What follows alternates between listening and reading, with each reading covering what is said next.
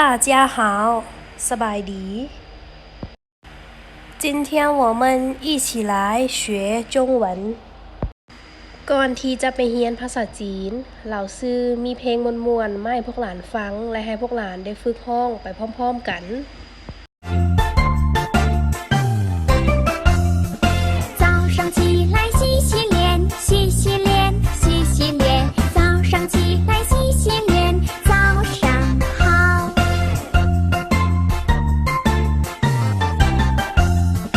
早上起来梳梳头，梳梳头，梳梳头。早上起来梳梳头，早上好。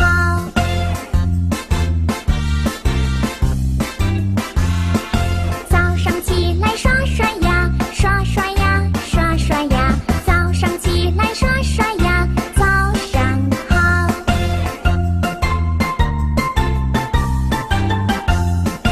早上起来穿衣服，穿衣服，穿衣服。早上起来穿衣服，早上好。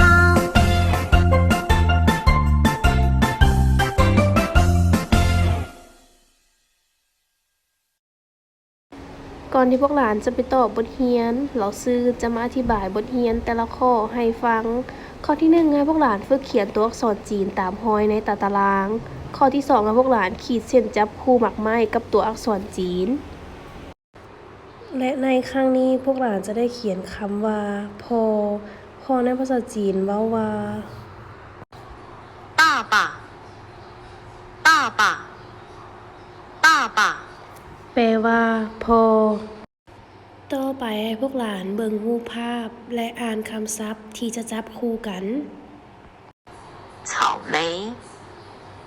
草莓，草莓。แปลว่าสตรอเบอรี่葡萄，葡萄，葡萄。แปลว่าหมากองุ่น苹果，苹果，苹果。แปลว่าหมากแอปเปิ้ลหลังจากที่ได้เบิ่งรูปภาพและอ่านคำศัพท์ภาษาจีนแล้วให้พวกหลานขีดเส้นจับคู่รูปภาพและตัวอักษรจีนได้เลยถ้าบทเรียนข้อใดยังบ่เข้าใจให้พวกหลานสามารถสอบถามบทเรียนเพิ่มเติมตามเบอร์ WhatsApp ดังลุ่มนี้แล้วพบกันใหม่ในครั้งต่อไปขอขอบใจ